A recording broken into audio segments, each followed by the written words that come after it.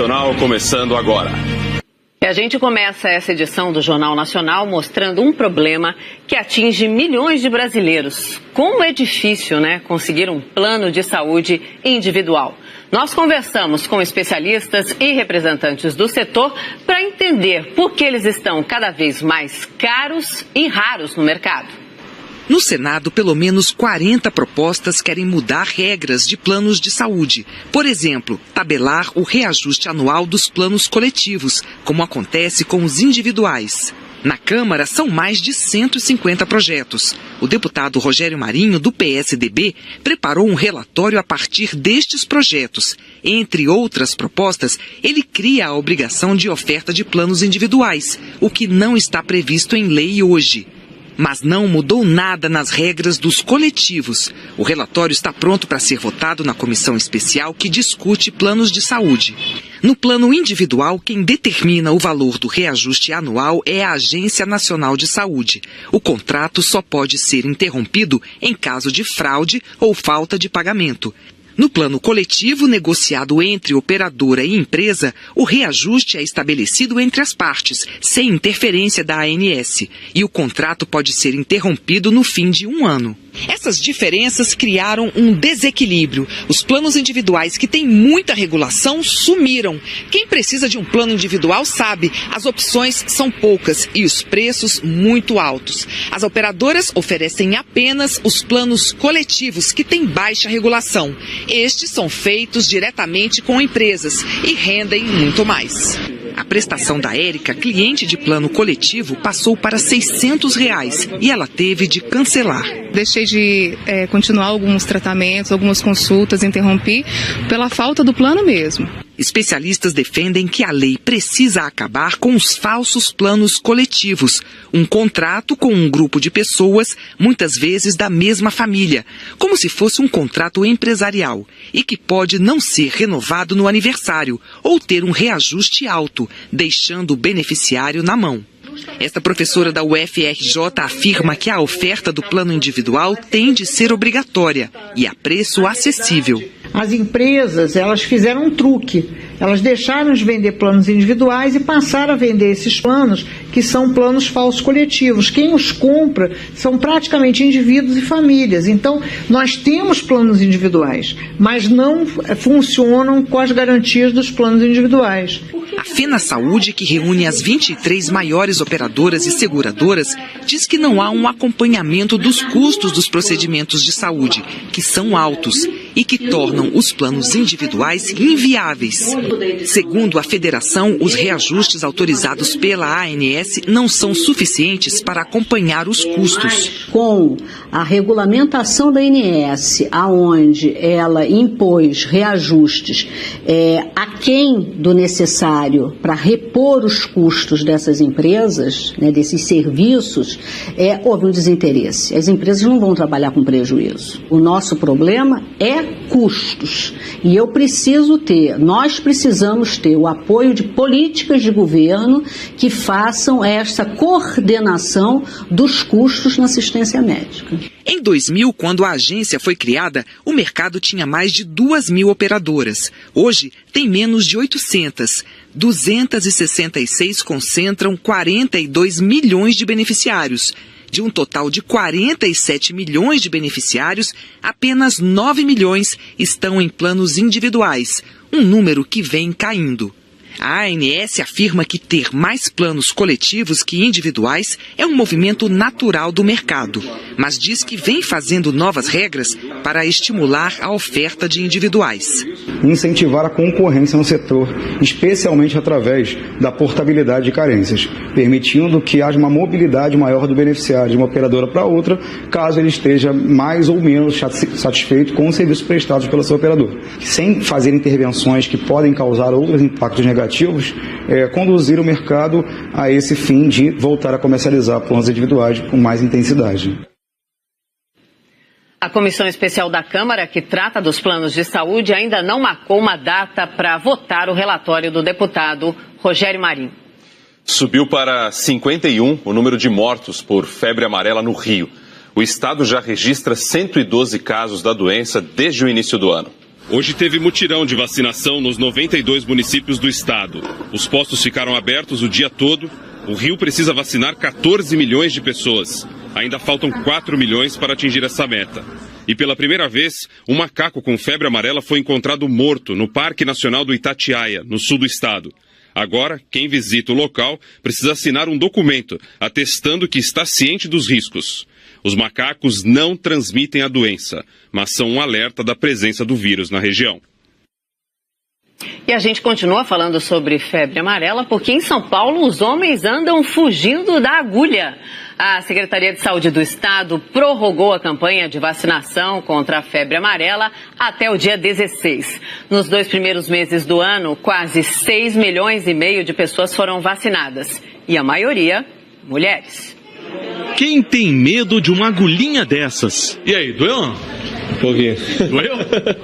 É que eu não gosto muito de tomar injeção, não. A Cleide trouxe o filhão, que ainda não tinha tomado a vacina. Por medo. Não medo, ocupado demais pra vir. Ocupado demais? Sim.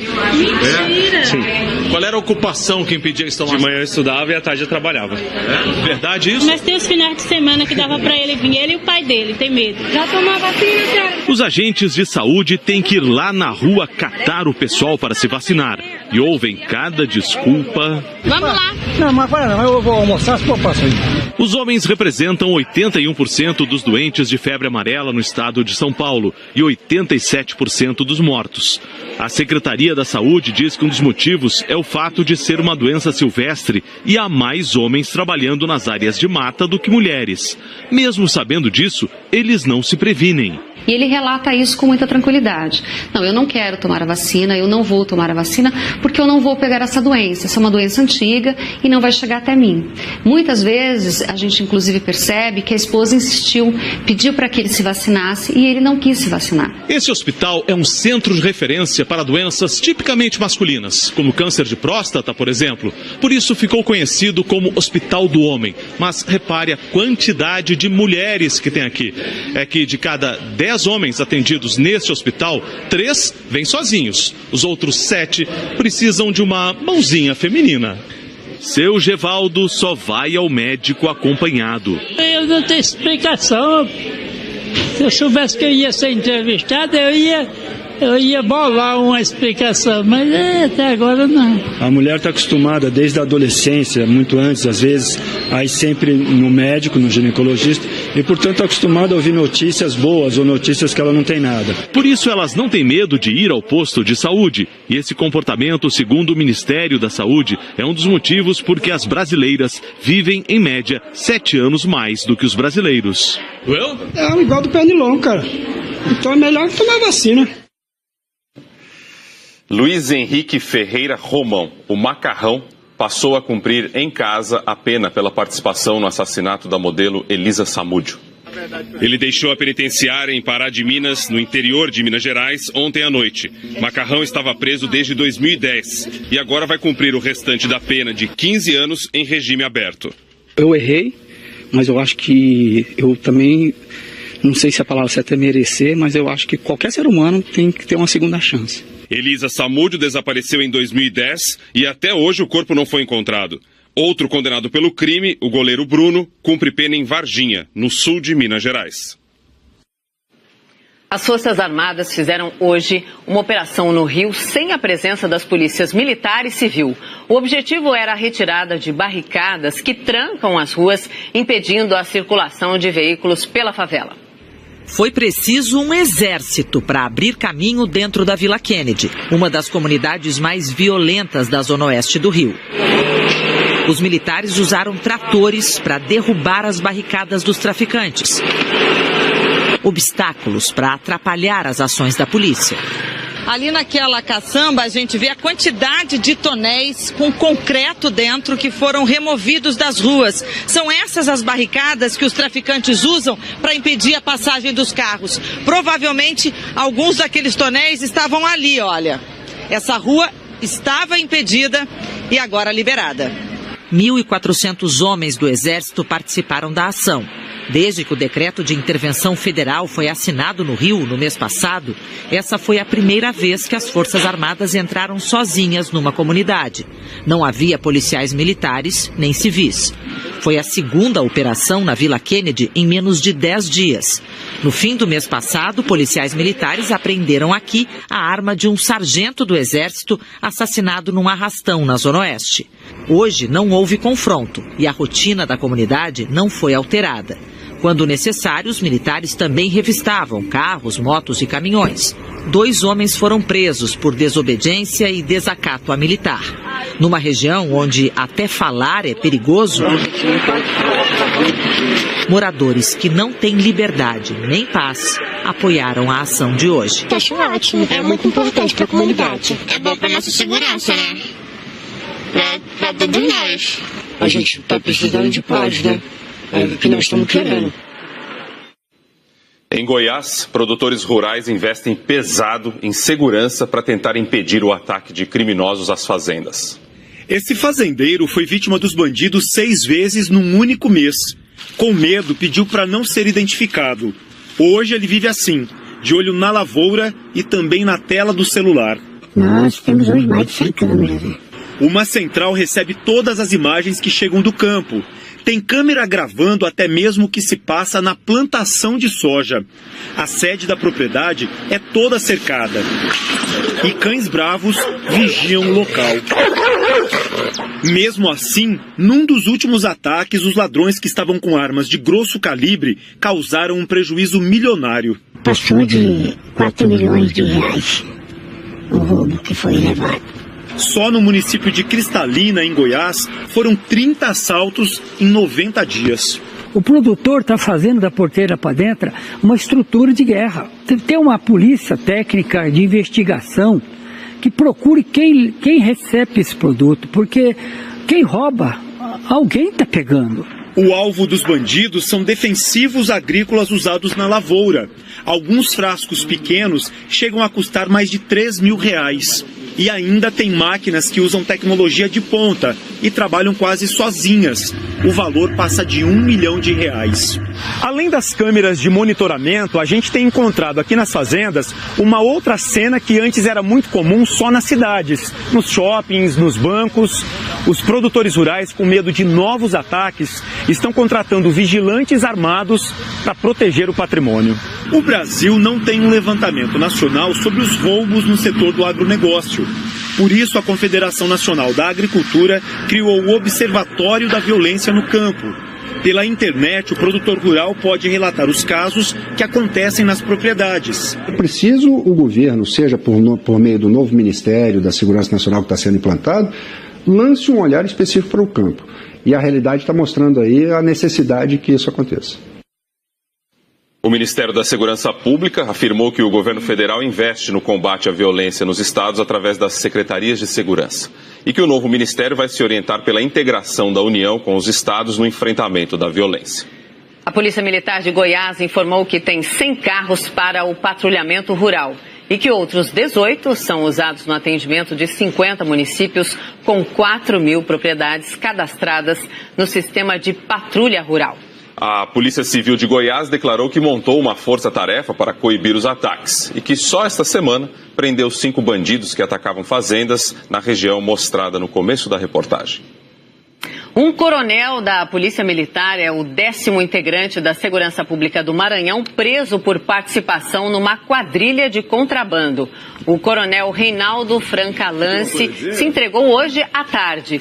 Segundo as investigações, ele, 8 PMs e o ex-superintendente de investigações criminais do Estado integravam uma quadrilha que contrabandeava cigarros e bebidas. A polícia ainda investiga a participação de outros suspeitos.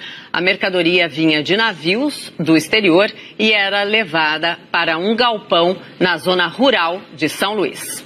Na semana do anúncio de que a economia brasileira voltou a crescer, o Fantástico vai mostrar o drama de jovens que perderam o emprego em 2 anos de recessão e que agora precisam reconstruir suas vidas. Durante 2 meses, o Fantástico acompanhou a vida de jovens trabalhadores que perderam quase tudo. Eu me vi no meio de noite, debaixo do sereno, numa praça. Tem que pensar que há 3 anos atrás eu tinha celular caro no bolso, eu tinha um tênis para cada dia da semana, roupa de marca.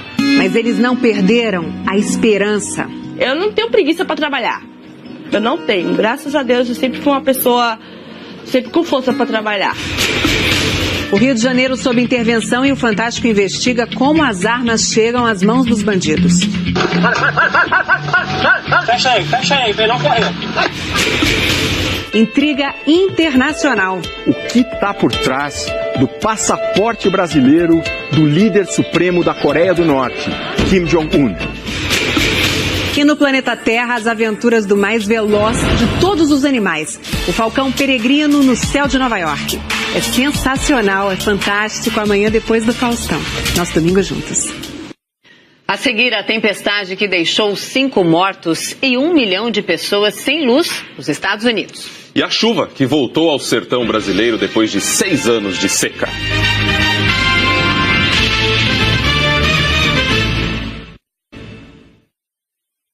Um temporal na cidade de Petrópolis, na região serrana do Rio, provocou cenas impressionantes. Caiu no rio que corta a cidade e foi arrastado pela correnteza até bater nessa ponte aí. Felizmente não havia ninguém no veículo. E a mesma coisa aconteceu com mais 2 carros. Agora, o que é susto para alguns é festa para outros. Moradores do sertão nordestino comemoram a volta da chuva depois de 6 anos seguidos de seca. A maior estiagem da história na região.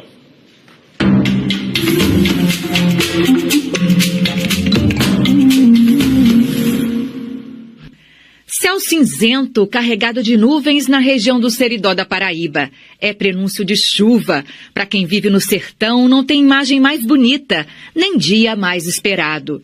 A gente fica muito feliz porque quando a gente vê aquelas nuvens que vem tudo escura, a gente já fica com aquela alegria, com aquele brilho nos olhos, essas nuvens lindas que Deus manda pra gente em água.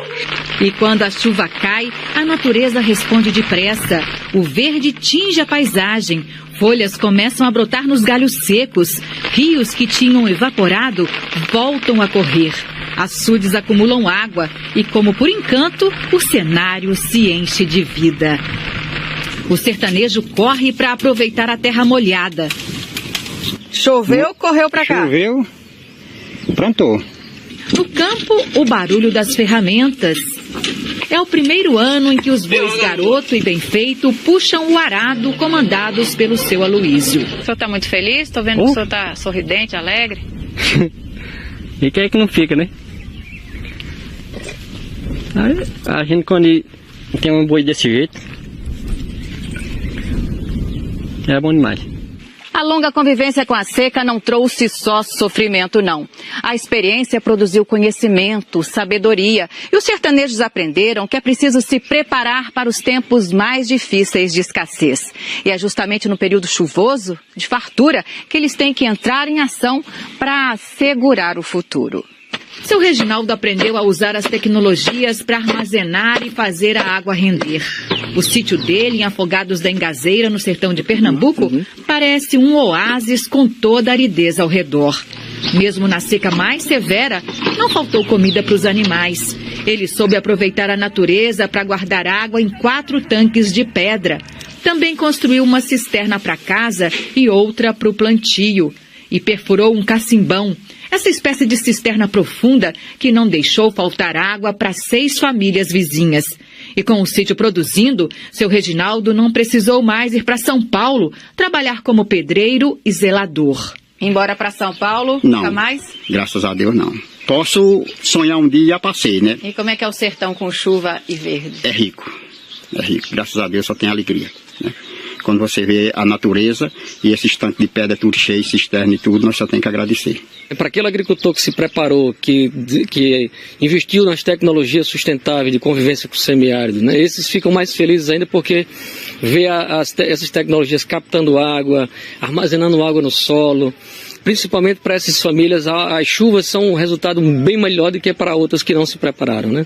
Quando chove, a esperança renasce para todos e o sertão se transforma no paraíso. A gente não desiste, não. A gente, se morre um pé, a gente planta 2, 3. porque a gente quer ter uma qualidade de vida, né? Que a gente não tem emprego. O emprego daqui a gente é cuidar dos animais, das plantações, plantar milho e feijão. E assim a gente vai vivendo, né? É isso, Cláudio. Bom contar histórias assim, né? Sem dúvida, dá um ânimo. Vamos falar mais sobre a previsão do tempo, então. Vamos para São Paulo conversar com a Jaqueline Brasil. Oi, Jaque, boa noite para você. Essa chuva que trouxe tanta vida, tanta boniteza para o Nordeste, continua ou não? Boa noite, Mona Lisa, Rodrigo, boa noite a todos. Continua toda essa boniteza assim, viu? Pelo menos nos próximos 15 dias pode chover em toda a região. E a gente sabe que a chuva é bem-vinda para você que mora no Nordeste, né? Os maiores acumulados estão concentrados aqui nessa área em roxo, no sul do Piauí, Maranhão e boa parte da Bahia. O principal causador dessa chuva é esse sistema aqui, a zona de convergência intertropical. Ela forma áreas de instabilidade. Na prática, funciona assim. É uma combinação do ar quente que já está na região com o vento úmido que esse sistema traz. O vento úmido sobe e lá em cima forma as nuvens de chuva. E foi o que aconteceu hoje em Maceió. Choveu tanto que as ruas ficaram alagadas. Uma cratera se abriu na orla e parte da pista desabou. Depois da chuva, moradores sentiram tremores em pelo menos 6 bairros. Os abalos não foram registrados por sismógrafos, mas a Defesa Civil confirma o tremor. E olha esse vídeo feito pelo Eduardo Ribeiro, do bairro Pinheiro. Ele mostra as rachaduras que apareceram na casa dele. Impressionante, né? Amanhã pode chover de novo em Maceió, com máxima de 29 graus. No Recife e Fortaleza também pode chover e máxima de 31 graus. Tem alerta de temporais amanhã para quase todo o Nordeste, também o Norte, na região serrana principalmente do Rio de Janeiro, Espírito Santo e Minas Gerais, e no Sul, entre o Paraná e norte do Rio Grande do Sul. Mona Lisa e Rodrigo. Bom, já que você está falando aí de chuva em boa parte do país, né? Tem algum ponto, algum local onde vai ter o tempo firme? Rodrigo, em alguns pontos, tempo firme sim, tá? Em 2 pedacinhos do nosso mapa eu mostro aqui para vocês. Na região de Campanha, no Rio Grande do Sul, no norte do Espírito Santo e Minas Gerais e em parte da Bahia também. Você que está em Manaus, Cuiabá e em Palmas, o tempo não vai ficar firme não. Vai chover, mas vai fazer calor, máxima de 37 graus em Cuiabá. Agora, botão verão ligado em Florianópolis e também em São Paulo, com máxima de 31 graus, com a chuva a partir da tarde. E no Rio de Janeiro também, a chuva para refrescar. E para vocês aí, máxima de 32 graus. Bom domingo para vocês, Rodrigo e Mona Lisa. Obrigada, Jaqueline. Eu cheguei aqui com chuva hoje, você também, né? Então vamos lá, vamos encarar o domingo. Tchau, Jaqueline, obrigada. E a gente continua falando sobre o tempo, mas agora o tempo no mundo. Uma forte tempestade provoca nevascas e ventos de até 120 km por hora no nordeste dos Estados Unidos. Infelizmente, 7 pessoas morreram. 1.600.000 consumidores ficaram sem energia elétrica em 5 estados. Mais de 2.800 voos foram cancelados. Além do vento e da chuva, a neve também gerou transtornos em Ohio e em Nova York. O Serviço Nacional de Meteorologia alerta para novas inundações em Massachusetts até amanhã. Na Europa, a onda de frio que deixou mais de 60 mortos começou a perder força. Autoridades emitiram alertas de enchente, porque a neve derretida pode provocar inundações. Uma nova tempestade ainda provoca ventos fortes e ondas grandes no Reino Unido. Nos canais de Amsterdã, dá uma olhada na Holanda, muita gente aproveitou para patinar, mas essa diversão aí só deve durar até amanhã, porque os canais vão descongelar. Em algumas horas, os italianos vão às urnas renovar a Câmara dos Deputados e o Senado. O resultado imprevisível está deixando muita gente apreensiva, isso dentro e fora da Itália. Vamos ver os detalhes na reportagem da correspondente Ilse Scamparini. A Itália, que pode sair das urnas neste domingo, é uma incógnita. Vai deportar os imigrantes que acolheu ou tratá-los como criminosos, fechando as fronteiras? Vai se distanciar da Europa e do euro ou vai se aproximar do governo de Bruxelas? Será tolerante com as outras religiões ou vai apoiar a volta dos movimentos fascistas? 2 partidos preocupam muito a União Europeia. O movimento populista e antissistema 5 Estrelas, hoje maior partido do país. e a Liga de Matteo Salvini, que quer ver bem longe daqui todos os imigrantes, principalmente de origem africana. Mas o que a Europa também teme é a possibilidade de não haver governo e que, sem um vencedor, o impasse para um acordo que crie uma maioria se arraste por muito tempo. O Partido Democrático de centro-esquerda, que governa a Itália, levou o país da estagnação econômica para um crescimento de 1,5% ao ano, mas está em clima de derrota. O líder, Matteo Renzi, admitiu pela primeira vez que num possível governo cederia o lugar de primeiro-ministro para o atual chefe do governo, Paolo Gentiloni. Silvio Berlusconi foi visto hoje rompendo o silêncio eleitoral. Em Nápoles, fez propaganda da sua proposta polêmica de redução dos impostos. Amanhã se vota das 7 da manhã às 11 da noite, hora italiana. Cerca de 1.000 motoristas de ônibus vão trabalhar nas mesas eleitorais, o que pode provocar transtorno no trânsito de Roma e Milão. A apuração dos votos começa imediatamente depois do fechamento das urnas, às 7 da noite, hora de Brasília.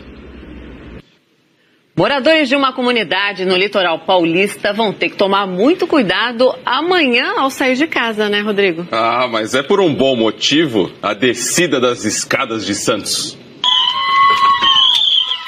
As bikes passam rápido, viu? Mas deixam um legado. Há 3 anos elas primeira vez ao Pacheco, em Santos. Pra ser sincero, mudou tudo praticamente, sabe? Porque aqui ninguém conhecia, ninguém sabia aonde era o Morro Pacheco. Então agora você fala, pô, Morro Pacheco é lá onde tem a descida das escadas de Santos. Nesse ano, 120 moradores trabalharão no evento, mas a principal herança da descida é o Instituto Amigos do Pacheco. Criado pelos organizadores da competição para incentivar o esporte na comunidade, ele dá aula de várias modalidades, até de zumba. E ai de quem falar que não é esporte. Muita gente tem depressão e depois que começa a dançar, a depressão vai embora. A dança é importante pra tudo, né? Pro corpo e pra alma. Mas dá uma canseira isso aqui? Sim, a gente queima muita caloria, né, meninas? Muita. Ajudando eles a realizar o sonho deles e o nosso sonho. Por quê? Qual o sonho de vocês? É formar cidadãos aqui na comunidade. A competição mudou o morro, mudou a comunidade. Agora, a comunidade é que muda a competição. O Pacheco também terá seus representantes na descida das escadas de Santos. Trabalhei entregando água aqui com o povo. Aí eu vi eles descendo, aí eu me incentivei, aí eu fui treinando assim. Aí gostei e tô aí até hoje ainda. Então. Hoje o Léo disputa campeonatos com a ajuda do Instituto. E agora corre atrás para alcançar caras que o inspiraram, como o Wallace Miranda, campeão de 2009. Esse é o medo, mas junto com esse medo eu acho que vem também eu acho que a satisfação de ver o esporte se renovando assim, com gente nova, com gente capacitada para ir lá fora e nos representar bem. Bicicleta com escada não combina em muito lugar. No Pacheco tem tudo a ver. A roda gira, veloz, e a comunidade vai junto. Chuvoso, de fartura, que eles têm que entrar em ação para assegurar o futuro. Seu Reginaldo aprendeu a usar as tecnologias para armazenar e fazer a água render. O sítio dele, em Afogados da Engazeira, no sertão de Pernambuco, parece um oásis com toda a aridez ao redor. Mesmo na seca mais severa, não faltou comida para os animais. Ele soube aproveitar a natureza para guardar água em 4 tanques de pedra. Também construiu uma cisterna para casa e outra para o plantio. E perfurou um cacimbão, essa espécie de cisterna profunda que não deixou faltar água para 6 famílias vizinhas.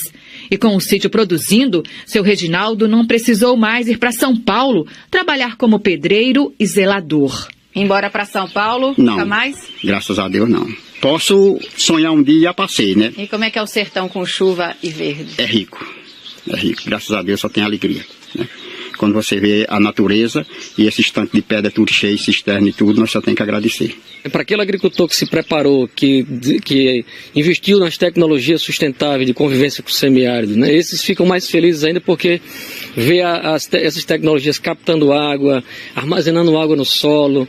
Principalmente para essas famílias, as chuvas são um resultado bem melhor do que para outras que não se prepararam, né?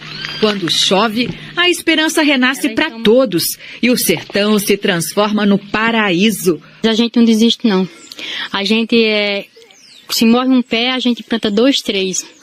Porque a gente quer ter uma qualidade de vida, né? Que a gente não tem emprego.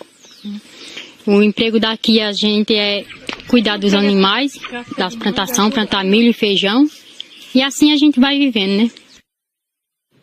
É isso, Cláudio. Bom contar histórias assim, né? Sem dúvida, dá um ânimo. Vamos falar mais sobre a previsão do tempo, então. Vamos para São Paulo conversar com a Jaqueline Brasil. Oi, Jaque, boa noite para você. Essa chuva que trouxe tanta vida, tanta boniteza para o Nordeste, continua ou não? Boa noite, Mona Lisa, Rodrigo, boa noite a todos. Continua toda essa boniteza assim, viu? Pelo menos nos próximos 15 dias pode chover em toda a região. E a gente sabe que a chuva é bem-vinda para você que mora no Nordeste, né? Os maiores acumulados estão concentrados aqui nessa área em roxo, no sul do Piauí, Maranhão e boa parte da Bahia. O principal causador dessa chuva é esse sistema aqui, a zona de convergência intertropical. Ela forma áreas de instabilidade. Na prática, funciona assim. É uma combinação do ar quente que já está na região com o vento úmido que esse sistema traz. O vento úmido sobe e lá em cima forma as nuvens de chuva. E foi o que aconteceu hoje em Maceió. Choveu tanto que as ruas ficaram alagadas. Uma cratera se abriu na orla. Falcão peregrino no céu de Nova York. É sensacional, é fantástico. Amanhã depois do Faustão. Nosso domingo juntos. A seguir, a tempestade que deixou 5 mortos e 1 milhão de pessoas sem luz nos Estados Unidos. E a chuva que voltou ao sertão brasileiro depois de 6 anos de seca.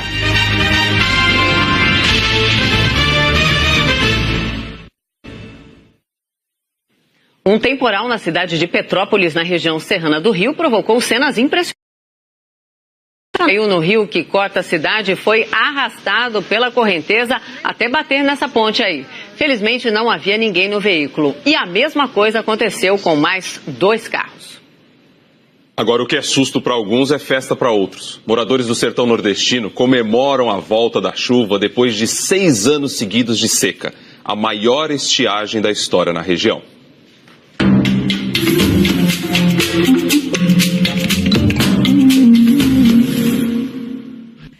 Céu cinzento, carregado de nuvens na região do Seridó da Paraíba. É prenúncio de chuva. Para quem vive no sertão, não tem imagem mais bonita, nem dia mais esperado. A gente fica muito feliz porque quando a gente vê aquelas nuvens que vem tudo escura, a gente já fica com aquela alegria, com aquele brilho nos olhos, essas nuvens lindas que Deus manda pra gente em água. E quando a chuva cai, a natureza responde depressa. O verde tinge a paisagem, folhas começam a brotar nos galhos secos, rios que tinham evaporado voltam a correr. Açudes acumulam água e, como por encanto, o cenário se enche de vida. O sertanejo corre para aproveitar a terra molhada. Choveu, correu para cá. Choveu, plantou. No campo, o barulho das ferramentas. É o primeiro ano em que os bois Garoto e Bem Feito puxam o arado comandados pelo seu Aloísio. O senhor está muito feliz? Estou vendo que o senhor está sorridente, alegre. E quem é que não fica, né? A gente quando tem um boi desse jeito, é bom demais. A longa convivência com a seca não trouxe só sofrimento, não. A experiência produziu conhecimento, sabedoria. E os sertanejos aprenderam que é preciso se preparar para os tempos mais difíceis de escassez. E é justamente no período chuvoso, de fartura, que eles têm que entrar em ação para assegurar o futuro. Seu Reginaldo aprendeu a usar as tecnologias para armazenar e fazer a água render. O sítio dele, em Afogados da Engazeira, no sertão de Pernambuco, parece um oásis com toda a aridez ao redor. Mesmo na seca mais severa, não faltou comida. O reajuste é estabelecido entre as partes, sem interferência da ANS, e o contrato pode ser interrompido no fim de 1 ano. Essas diferenças criaram um desequilíbrio. Os planos individuais que têm muita regulação sumiram. Quem precisa de um plano individual sabe, as opções são poucas e os preços muito altos. As operadoras oferecem apenas os planos coletivos que têm baixa regulação. Estes são feitos diretamente com empresas e rendem muito mais. A prestação da Érica, cliente de plano coletivo, passou para R$ 600 e ela teve de cancelar. Deixei de continuar alguns tratamentos, algumas consultas, interrompi pela falta do plano mesmo. Especialistas defendem que a lei precisa acabar com os falsos planos coletivos, um contrato com um grupo de pessoas, muitas vezes da mesma família, como se fosse um contrato empresarial, e que pode não ser renovado no aniversário ou ter um reajuste alto, deixando o beneficiário na mão. Esta professora da UFRJ afirma que a oferta do plano individual tem de ser obrigatória e a preço acessível. As empresas, elas fizeram um truque. Elas deixaram de vender planos individuais e passaram a vender esses planos, que são planos falsos coletivos. Quem os compra são praticamente indivíduos e famílias. Então, nós temos planos individuais, mas não funcionam com as garantias dos planos individuais. A FenaSaúde, que reúne as 23 maiores operadoras e seguradoras, diz que não há um acompanhamento dos custos dos procedimentos de saúde, que são altos e que tornam os planos individuais inviáveis. Segundo a federação, os reajustes autorizados pela ANS não são suficientes para acompanhar os custos. Com a regulamentação da ANS, aonde ela impôs reajustes aquém do necessário para repor os custos dessas empresas, desses serviços, houve um desinteresse. As empresas não vão trabalhar com prejuízo. O nosso problema é custos. E nós precisamos ter o apoio de políticas de governo que façam esta coordenação dos custos na assistência médica. Em 2000, quando a agência foi criada, o mercado tinha mais de 2.000 operadoras. Hoje, tem menos de 800. 266 concentram 42 milhões de beneficiários. De um total de 47 milhões de beneficiários, apenas 9 milhões estão em planos individuais, um número que vem caindo. A ANS afirma que ter mais planos coletivos que individuais é um movimento natural do mercado, mas diz que vem fazendo novas regras para estimular a oferta de individuais. Incentivar a concorrência no setor. Luiz Henrique Ferreira Romão, o Macarrão, passou a cumprir em casa a pena pela participação no assassinato da modelo Elisa Samúdio. Ele deixou a penitenciária em Pará de Minas, no interior de Minas Gerais, ontem à noite. Macarrão estava preso desde 2010 e agora vai cumprir o restante da pena de 15 anos em regime aberto. Eu errei, mas eu acho que eu também, não sei se a palavra certa é merecer, mas eu acho que qualquer ser humano tem que ter uma segunda chance. Elisa Samúdio desapareceu em 2010 e até hoje o corpo não foi encontrado. Outro condenado pelo crime, o goleiro Bruno, cumpre pena em Varginha, no sul de Minas Gerais. As Forças Armadas fizeram hoje uma operação no Rio sem a presença das polícias militar e civil. O objetivo era a retirada de barricadas que trancam as ruas, impedindo a circulação de veículos pela favela. Foi preciso um exército para abrir caminho dentro da Vila Kennedy, uma das comunidades mais violentas da zona oeste do Rio. Os militares usaram tratores para derrubar as barricadas dos traficantes. Obstáculos para atrapalhar as ações da polícia. Ali naquela caçamba a gente vê a quantidade de tonéis com concreto dentro que foram removidos das ruas. São essas as barricadas que os traficantes usam para impedir a passagem dos carros. Provavelmente alguns daqueles tonéis estavam ali, olha. Essa rua estava impedida e agora liberada. 1.400 homens do Exército participaram da ação. Desde que o decreto de intervenção federal foi assinado no Rio no mês passado, essa foi a primeira vez que as Forças Armadas entraram sozinhas numa comunidade. Não havia policiais militares nem civis. Foi a segunda operação na Vila Kennedy em menos de 10 dias. No fim do mês passado, policiais militares apreenderam aqui a arma de um sargento do Exército assassinado num arrastão na Zona Oeste. Hoje não houve confronto e a rotina da comunidade não foi alterada. Quando necessário, os militares também revistavam carros, motos e caminhões. 2 homens foram presos por desobediência e desacato a militar. Numa região onde até falar é perigoso, moradores que não têm liberdade nem paz apoiaram a ação de hoje. Acho ótimo, é muito importante para a comunidade. É bom para nossa segurança, né? Para todos nós. A gente está precisando de paz, né? É o que nós estamos querendo. Em Goiás, produtores rurais investem pesado em segurança para tentar impedir o ataque de criminosos às fazendas. Esse fazendeiro foi vítima dos bandidos 6 vezes num único mês. Com medo, pediu para não ser identificado.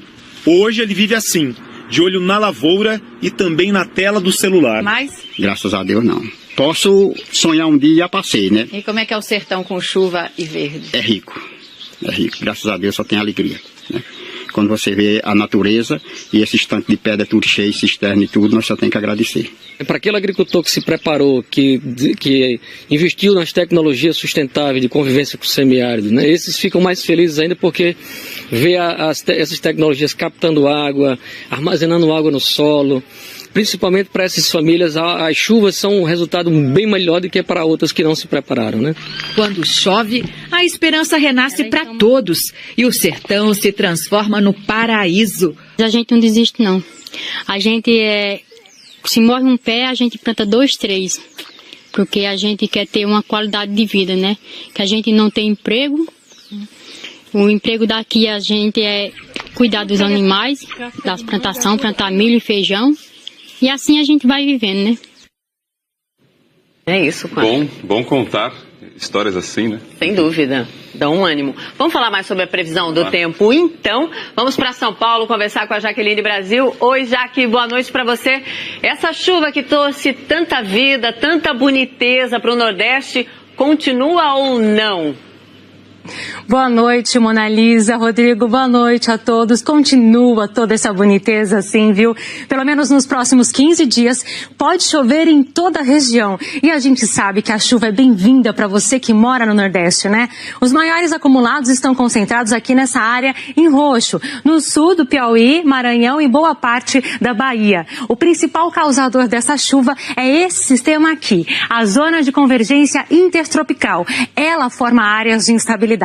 Na prática, funciona assim. É uma combinação do ar quente que já está na região com o vento úmido que esse sistema traz. O vento úmido sobe e lá em cima forma as nuvens de chuva. E foi o que aconteceu hoje em Maceió. Choveu tanto que as ruas ficaram alagadas. Uma cratera se abriu na orla e parte da pista desabou.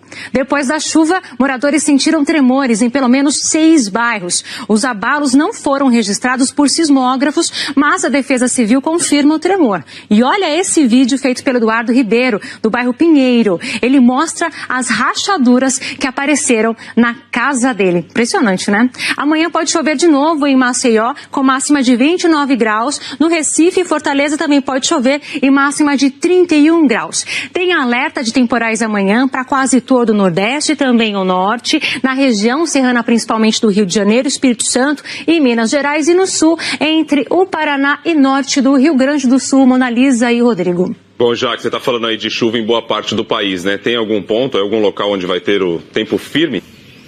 Pronto. No campo, o barulho das ferramentas.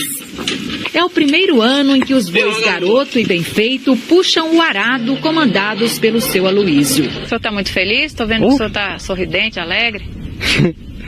E quem é que não fica, né?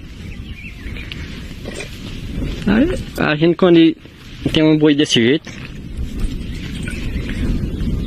é bom demais. A longa convivência com a seca não trouxe só sofrimento, não. A experiência produziu conhecimento, sabedoria. E os sertanejos aprenderam que é preciso se preparar para os tempos mais difíceis de escassez. E é justamente no período chuvoso, de fartura, que eles têm que entrar em ação para assegurar o futuro. Seu Reginaldo aprendeu a usar as tecnologias para armazenar e fazer a água render. O sítio dele, em Afogados da Engazeira, no sertão de Pernambuco, parece um oásis com toda a aridez ao redor. Mesmo na seca mais severa, não faltou comida para os animais. Ele soube aproveitar a natureza para guardar água em 4 tanques de pedra. Também construiu uma cisterna para casa e outra para o plantio. E perfurou um cacimbão, essa espécie de cisterna profunda que não deixou faltar água para 6 famílias vizinhas. E com o sítio produzindo, seu Reginaldo não precisou mais ir para São Paulo trabalhar como pedreiro e zelador. Embora para São Paulo, não, nunca mais? Graças a Deus não. Posso sonhar um dia e já passei, né? E como é que é o sertão com chuva e verde? É rico, graças a Deus só tem alegria, né? Quando você vê a natureza e esses tanques de pedra tudo cheio, cisterna e tudo, nós só tem que agradecer. Para aquele agricultor que se preparou, que investiu nas tecnologias sustentáveis de convivência com o semiárido, né? Esses ficam mais felizes ainda porque vê essas tecnologias captando água, armazenando água no solo. Principalmente para essas famílias, as chuvas são um resultado bem melhor do que para outras que não se prepararam, né? Quando chove, a esperança renasce para todos e o sertão se transforma no paraíso. A gente não desiste, não. A gente se morre um pé, a gente planta 2, 3. Porque a gente quer ter uma qualidade de vida, né? Que a gente não tem emprego. O emprego daqui a gente é cuidar dos animais, das plantações, plantar milho e feijão. E assim a gente vai vivendo, né? É isso, Cláudio. Bom contar histórias assim, né? Sem dúvida, dá um ânimo. Vamos falar mais sobre a previsão do tempo, então. Vamos para São Paulo conversar com a Jaqueline Brasil. Oi, Jaque, boa noite para você. Essa chuva que trouxe tanta vida, tanta boniteza para o Nordeste, continua ou não? Boa noite, Mona Lisa, Rodrigo, boa noite a todos. Continua toda essa boniteza assim, viu?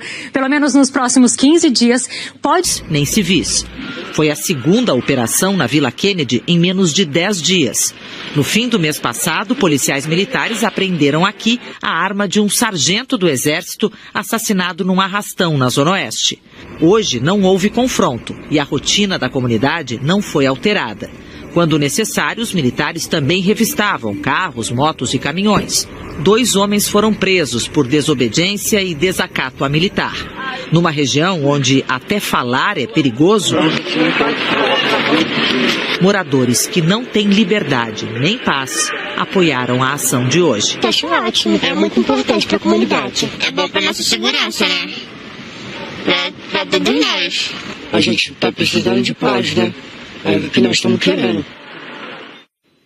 Em Goiás, produtores rurais investem pesado em segurança para tentar impedir o ataque de criminosos às fazendas. Esse fazendeiro foi vítima dos bandidos 6 vezes num único mês. Com medo, pediu para não ser identificado. Hoje ele vive assim, de olho na lavoura e também na tela do celular.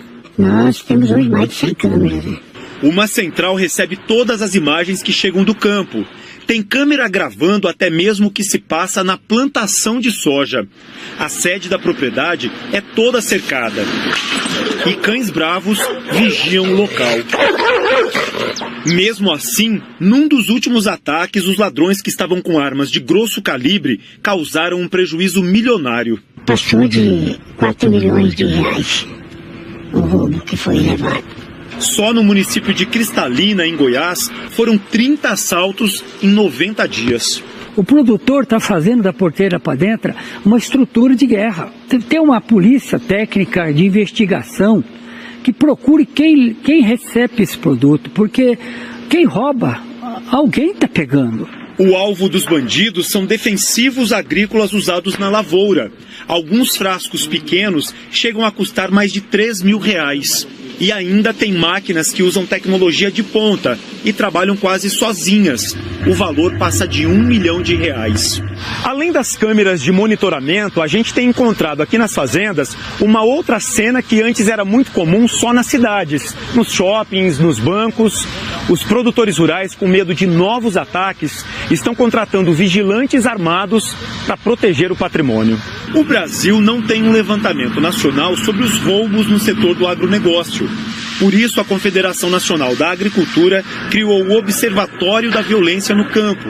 Pela internet, o produtor rural pode relatar os casos que acontecem nas propriedades. É preciso o governo, seja por meio do novo Ministério da Segurança Nacional que está sendo implantado, lance um olhar específico para o campo.